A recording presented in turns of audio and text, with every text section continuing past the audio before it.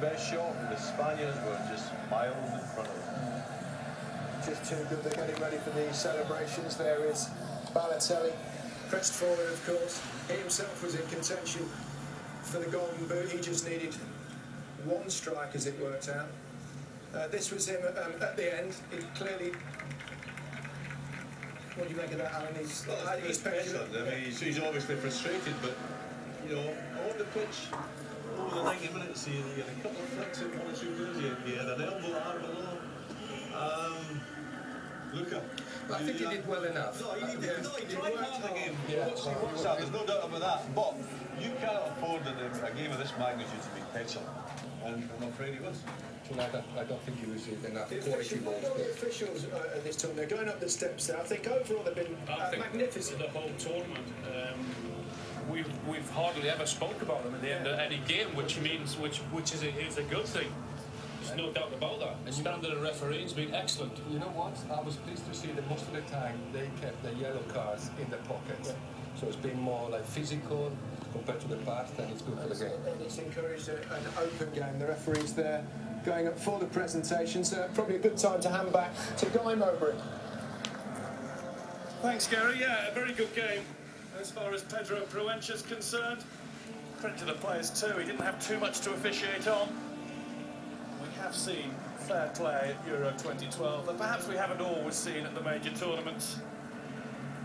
3 red cards, 2 in the opening game when we thought, oh, hang on, here we go. Only Keith Andrews for Ireland against Italy followed. Well done to the Portuguese team of officials, and indeed most of the teams of referees, assistant referees, and Mark Lawrence's favourites, the men with the sticks behind the goal, the additional assistants, for the jobs that they've done. Gianluigi Buffon putting on a brave face. I mentioned at the start that this Italian team had become known as l'Italia del Sorriso, the Italy of smiles. Well, it's hard for many to muster one right now after that footballing lesson.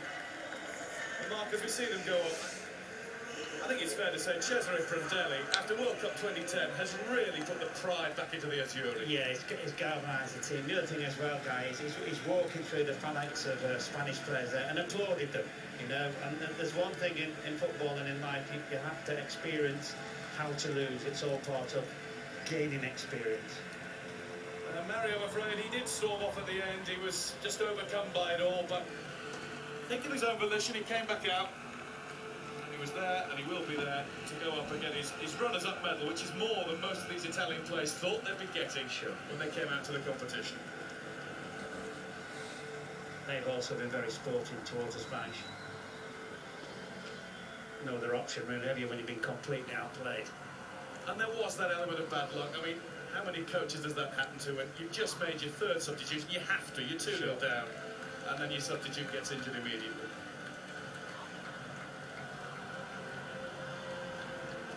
And they're taking it well, are Italy, and they've got no other option, really. We'll see them again soon. They're playing England in their next game in an August friendly that will take place in Bern, Switzerland.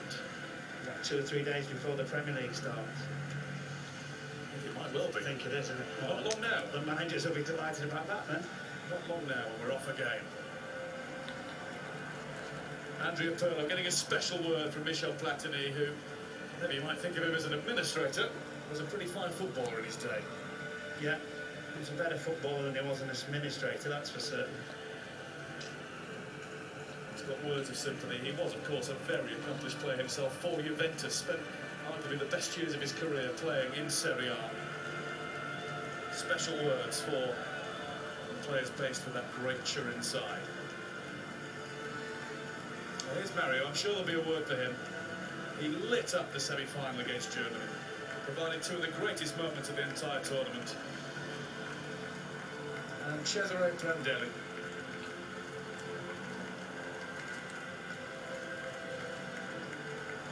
Questioned it at times, being an international coach, he does